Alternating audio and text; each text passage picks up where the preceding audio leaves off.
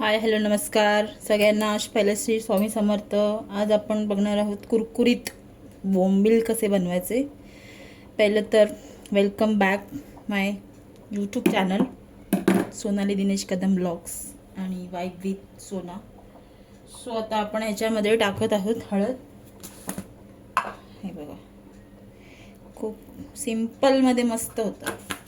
हळद, त्याच्यानंतर थोडासा लाल मसाला टाकायचा आपल्याला.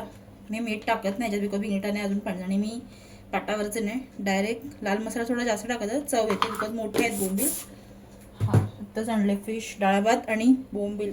काय कॉम्बिनेशन लागतं माहिती आहे का, सांगू नाही शकत मी. हे बघा हा लेमन आहे, आपल्याला स्क्वीज करायचं आहे असा छानपैकी, सो जेणेकरून त्याचा उग्रच जो वास असतो बोंबलाचा तो जाईल. आणि आता लिंबू टाकल्याच्या नंतर आपल्याला त्याच्यामध्ये अद्रक लसूणची थोडीशी पेस्ट टाकायची आहे चवीला थोडीशी, बिकॉज बोंबील जास्त आहे सो त्याच्यामुळे अद्रक लसूणची पेस्ट टाक.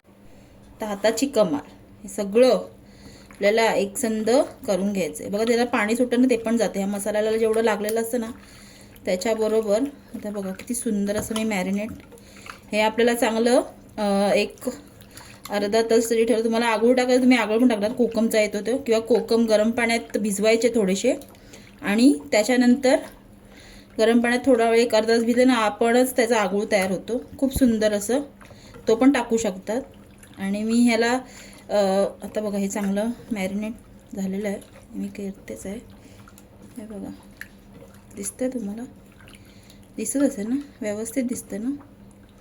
आय डोंट नो बिकॉज आज खूप घाई आहे माझी, बिकॉज मी आत्ताच ऑफिसमधून आली आणि म्हटलं चला पटापट बनवून घेते.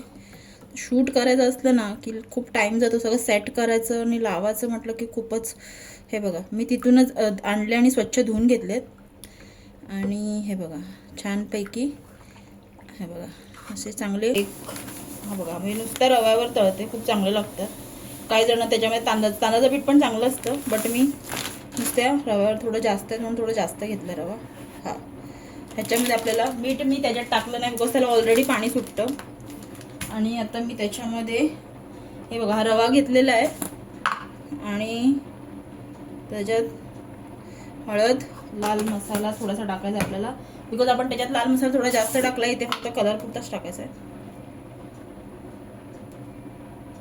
हा बघा थोडासाच टाकला आहे बिकॉज त्याच्यामध्ये ऑलरेडी टाकलेलं आहे, मग ते खूपच तिखट लागतं. ह्याच्यामध्ये फक्त सिंपल डाळ भात आणि तुकडी. आ हा हा काय कॉम्बिनेशन लागतं माहिती आहे का तुम्हाला, खूप सुंदर असं कॉम्बिनेशन. चवीपुरता मीठ, जसं तुमची चव, थोडंसं. ते सगळं मिक्स करून घेते. हे बघा मिक्स करून झाल्यावर सगळं असं मस्त होतं. रवाच आहे फक्त, बारीक रवा घ्यायचा. बारीक रवा नसेल तर थोडासा मिक्सरमध्ये तुम्ही वाटून मला एकदम मस्त दरदरीत पावडर होतं. अजून चवीला जो करपलेला रवा असतो ना, जो आपण फ्राय करतो तेव्हा ते खूप सुंदर लागतं. कोकळी माणसं दुसरं डाळ भात आणि माशाची तुकडी. आ हा हा लाजवाब. तवा गरम करायला मी ठेवलेला आहे. तर तवा गरम झाला की तेल टाकायचं, त्याच्यामध्ये सरळ तुकड्या सोडायच्या, एकच नंबर. हे बघा तर बोंबील चांगले मॅरिनेट झालेले आहे. जास्त वेळ मी नाही ठेवत, थोडासाच वेळ ठेवते. आणि मी चांगलं ना त्याला असं स्लिट मारून, हे बघा आपण पहिलं डीप करायचं आणि हे असं करून ह्यात टाकायचं डायरेक्ट.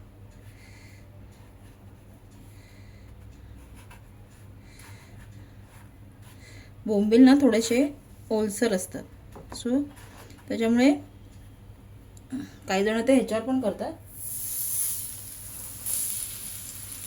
बघा एक टाकला तर दुसरा. जेव्हा तुम्ही मावरावाल्याकडे जाणार त्याला सांगायचं मला बाहेर फ्राय करायचं. मी मोठंच ठेवलं, मोठा गॅस बारीक होतं, म्हटलं गॅस थोडा. मोठे बोंबील एका तव्यावर, माझ्याकडे तवा दुसरा नाही, मी हाच माझ्याकडे आहे.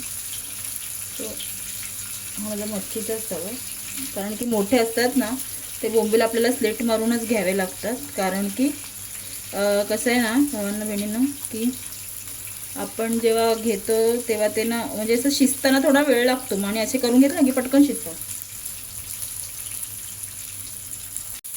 तर बघा परतले, एक साईडला क्रिस्पी हे केले, फ्लॅप केले तेलात इथून आणि दुसऱ्या साईडला ठेवले. ते फ्लॅप वगैरे शिजायला द्यायचं. एक मंद आचेवर आपला गॅस मंदच ठेवायचा असतो.